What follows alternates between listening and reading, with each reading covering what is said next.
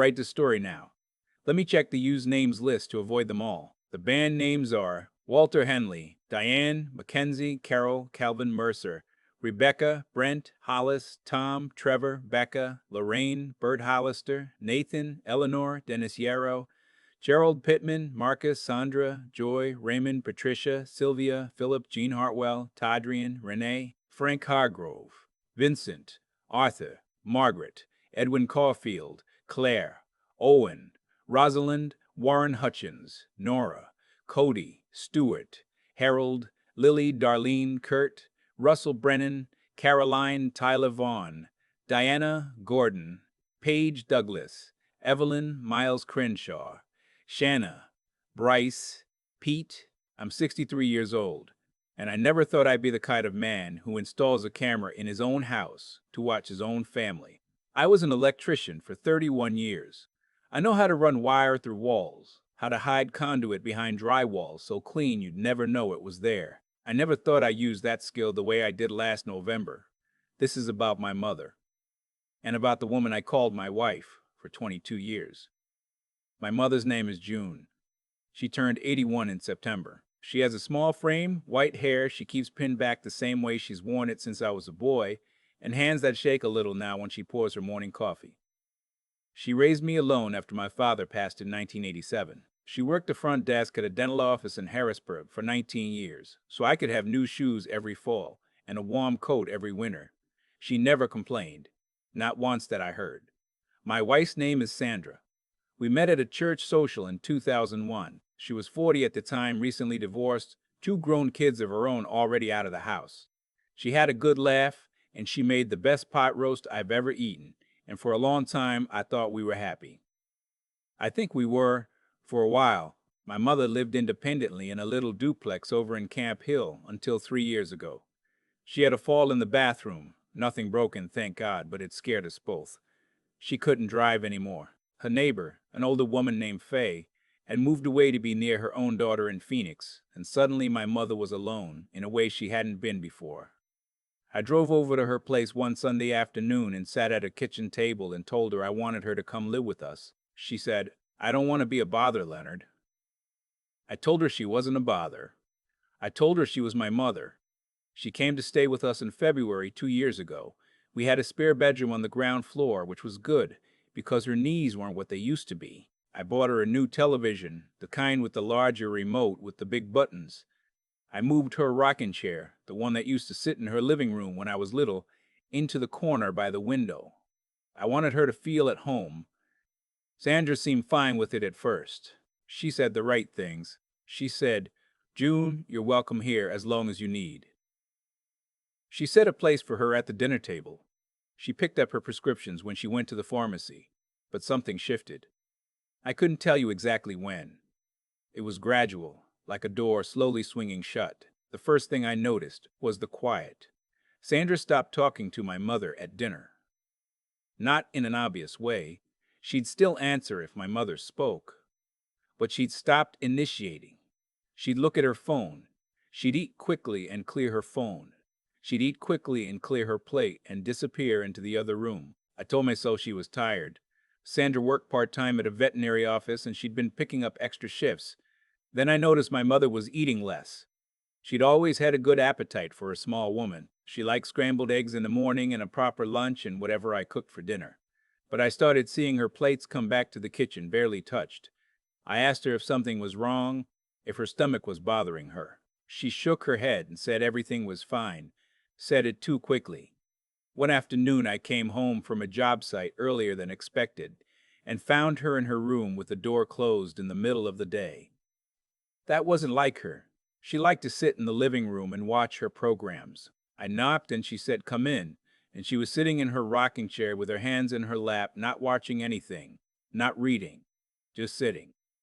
I asked her if she was feeling all right. She looked at me for a moment, the way she used to when I was young, and had done something she wasn't sure how to address. Then she said, "Sandra told me to stay in my room this afternoon.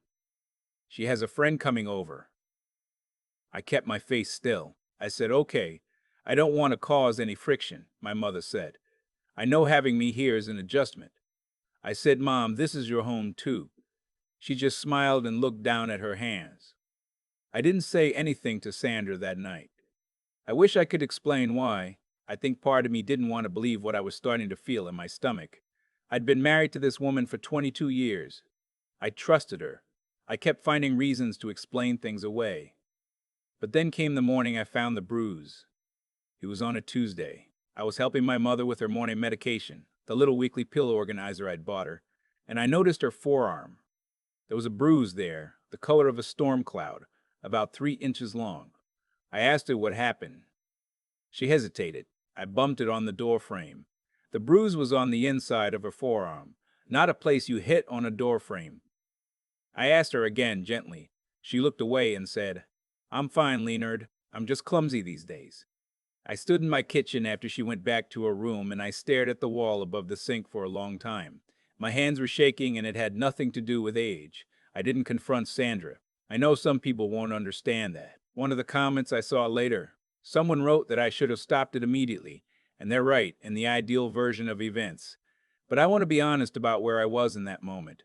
I'd spent 22 years building a life with this woman. I needed to know. I needed to see it with my own eyes before I blew up everything, because I knew once I did, there was no putting it back together. I also knew my mother would deny it. She'd been denying it. I have a friend named Al who does security installations. I called him that same afternoon and told him what I needed.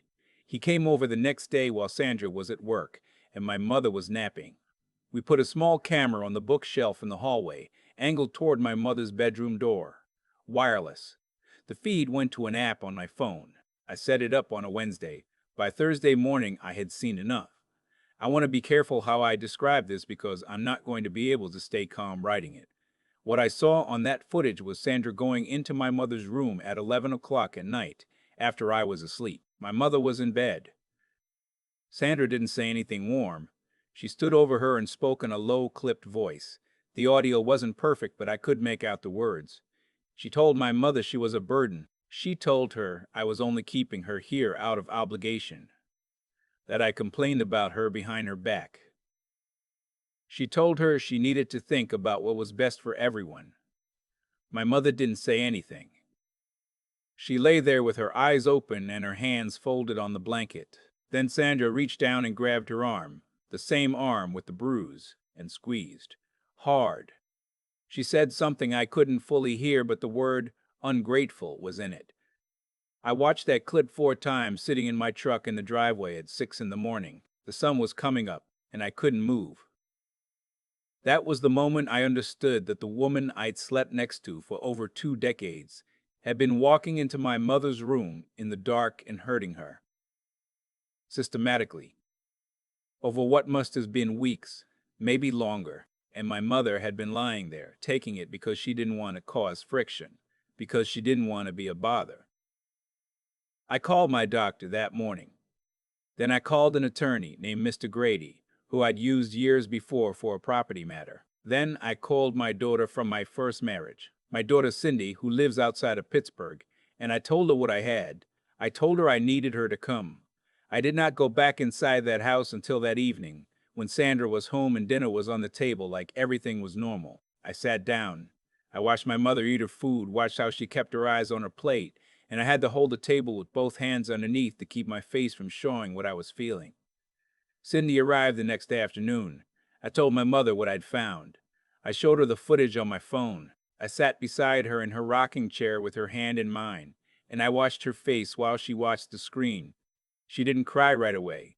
She just said very quietly, "I didn't want you to have to know." That broke me more than anything else in this entire ordeal. Then her first instinct, watching video evidence of her own abuse, was to protect me from the knowledge. I did cry then. I'm not ashamed to say it. Cindy stayed with my mother while I went and found Sandra in the kitchen. I didn't raise my voice. I decided I wouldn't. I pulled out my phone and I pressed play and I set it on the counter in front of her. She watched about 15 seconds of it. And she looked up at me. She said, "It's not what it looks like." I said, "I know exactly what it looks like." She said she was stressed. She said my mother was difficult. She said she'd been carrying the weight of this household for 2 years, and no one appreciated it. She said a lot of things, and I stood there and let her say them, And then I told her I'd spoken to an attorney and she needed to find somewhere else to stay. She said, "You're throwing away 22 years." I said, "You did that, not me." Sandra left that night and went to stay with her daughter. I changed the locks the following morning. My attorney handled the rest. The divorce was final 8 months later, because we kept our finances mostly separate. She had her own accounts. I had mine. We split the household expenses. There wasn't much to untangle. She got her car and her personal property. I kept the house. Pennsylvania is an equitable distribution state, and Mr. Grady knew what he was doing. I also filed a report with the Pennsylvania State Police. I want to be clear about this because some people assume these situations stay private. They don't have to. A detective came to the house and spoke with my mother and reviewed the footage. There was an investigation. Sandra was cited for harassment and simple assault. Whether it ever went further than that, I honestly don't know. The legal system moved slowly, and my focus shifted entirely to my mother. But there is a record. There is documentation. I made sure of that. My mother still lives with me. She's been sleeping better. I know this because I check on her. Now with a camera, I don't need one anymore, but the way a son checks on his mother. I knock on her door in the morning, and she calls out in that steady voice that she's up and getting dressed. She's been eating better, too. She made her molasses cookies last month, the ones she used to make every Christmas when I was growing up, and we sat at the kitchen table together and had coffee, and she was laughing about something Cindy said on the phone, and I thought, this is what it's supposed to look like. This is what I should have protected from the start. I've thought a lot about the days between seeing that bruise and setting up the camera. I've turned it over plenty of times, the way you do in the middle of the night when everything feels heavier. I know I waited too long. I know there's no clean answer for why I didn't walk straight into that house and end it the moment I saw her arm. I was afraid, I suppose. Afraid of being wrong. Afraid of what being right would mean. Afraid of what being right would mean. Afraid of dismantling a life and not knowing what would be on the other side of it. But I'll tell you what I've learned. You don't wait. If something feels wrong in your gut about how someone is being treated, especially someone old, especially someone who loves you too much to say anything, you don't wait for more evidence. You act. You ask. You push. The evidence will follow. Elder abuse happens quietly. That's the thing people don't understand. It doesn't happen with shouting and obvious signs. It happens in closed doors and lowered voices and small, steady cruelties that no one sees because the person being hurt is too proud or too scared or too loving to say a word. My mother protected me for months. Months. If you have a parent living with you or a parent living with someone else, pay attention. Eat dinner together. Notice if they're eating. Notice if they're quiet in a way they didn't used to be. Notice the bruises. Notice the way they keep their eyes down. Ask them directly. Sit with them. Give them a reason to tell you the truth. I sleep at night now. I didn't for a long time, but I do now because my mother is in the next room and she's safe. And when I listen in the quiet of the house, I can sometimes hear the low sound of her television through the wall. One of those old game show reruns she loves. And that sound means everything to me. I almost lost her without knowing. I was losing her. I won't make that mistake again. If you're going through something like this, if you're watching this and something in your chest is telling you something's wrong at home, don't dismiss it. You already know. The hard part is being willing to look. I've had a lot of time to think about how all of this unfolded. Not just what Sandra did, but what allowed it to go on as long as it did. And the honest answer is that I let it. Not because I wanted to, not because I didn't love my mother, but because I kept choosing comfort over truth. I kept telling myself there was probably a reasonable explanation. I kept believing that the life I built was basically sound, that the person I'd chosen was basically good, and that if I just gave things a little more time, they'd settle back into something recognizable. That's not wisdom. That's fear wearing the mask of patience. There's a thing that happens when you get older. You start to think you've seen enough of the world to know when something serious is happening, versus when you're overreacting. You've been through enough that you trust your own ability to smooth things over, to manage, to wait it out. And that experience is valuable. But it can also make you slow when you need to be fast. It can make you hesitate at exactly the moment you should be moving. My mother lay in that room for weeks and protected me from what was being done to her. She didn't say a word because she didn't want to be a burden. She didn't want to cause trouble in my house. She loves me that much, enough to absorb cruelty quietly rather than make my life harder. When I understood that fully, sitting beside her with her hand in mine watching that footage, I felt something shift in me permanently. Not anger, though there was plenty of that. Something closer to clarity. The choices we make build the world we live in. Sandra made her choices. Small ones at first, probably. A sharp word here. A dismissal there. Each one a little easier than the last because no one saw and nothing happened. That's how these things grow. Not in one dramatic moment, but in 100 small surrenders to the worst version of yourself. And eventually you become someone who stands over an 81-year-old woman in the dark and squeezes her arm and calls her ungrateful.